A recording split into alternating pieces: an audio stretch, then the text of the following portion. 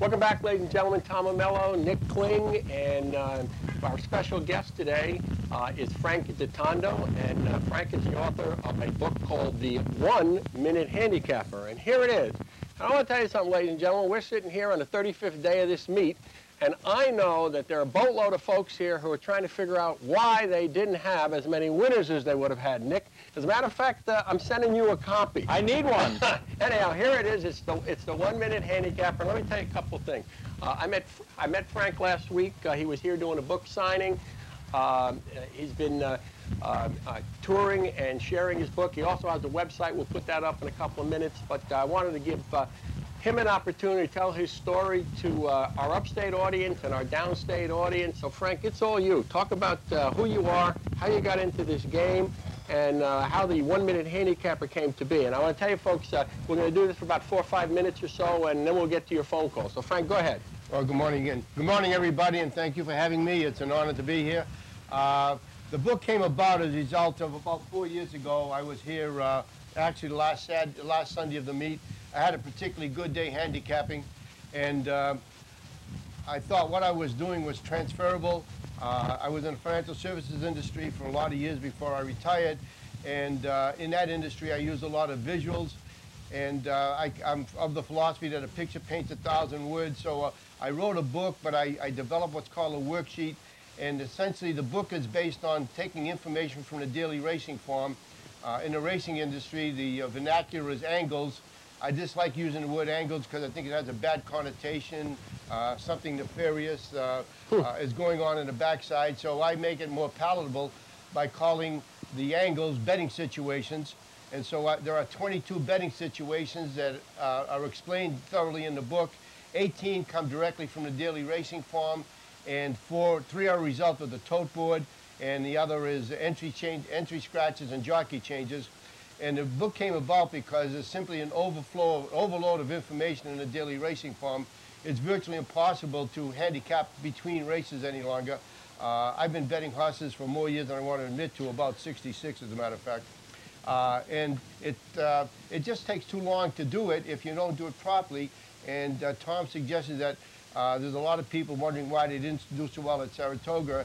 And I say that the prime reason for people not being successful in handicapping is because they're not properly prepared, they're not knowledgeable enough about the game, and they come to the racetrack hoping to win but expecting to lose.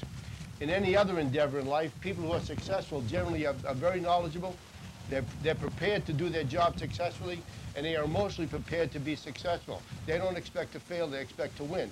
Obviously, they don't win all the time, but you have to win more times than you lose. And the essence of the book is simply learning how to read and take the information from the daily racing form and transform that information into winning betting situations. Well, Frank, I think one of the most interesting things you just said, there are a lot of folks out there who know a great deal about the game, but what happens to many of us is we process and then we bet, and then we make perhaps a failed bet. We go back and we take a look and go, oh, I knew that. I saw that, but somehow I dropped that particular fact. And one of the things that I think is interesting to me about what you've put together is that it's kind of a synthesis of a very complicated process. Now, the novice handicapper can learn a great deal about the process, and the experienced handicapper can probably go back and refine their process. Tom, you're right on the money. I'd like to have $1 for every time after a race I went back to the farm and said, how'd I miss that information? I know it 2x4 too? Yeah, I know it never happened to any of you folks, but I know it happened to me a lot of times. And the reason being, you just simply overlook very, very important and vital information. And that's the reason for the book. It absolutely prevents you, if you do your homework the right way and you're prepared properly, it absolutely prevents you from overlooking any information. You'll have a picture of a race on one sheet of paper as opposed to 3 or 4 pages of the daily racing form, and you're going back... Or 40 pages of printed. Right, exactly. And you're going back and forth, trying to make a decision before the race, and then running up the window and not prepared to bet and make an intelligent bet, and then you bet the wrong way. And it's just a formula for losing. It absolutely is. What I have here, folks, is a picture that you're not going to get a great picture of unless you can zoom here. There we go. This is a picture of the chart that comes as part of the workbook package in the One Minute Handicapper, and it's where you get an opportunity to rank and identify the betting situations as you talk about, many of which we're familiar with, and have them all right in front of you for every contender in the race. Okay, Frank, I want to tell you that I'm delighted, first, to have met you, and second, to have seen this, because I think it represents an awful lot of work that's useful to a lot of people.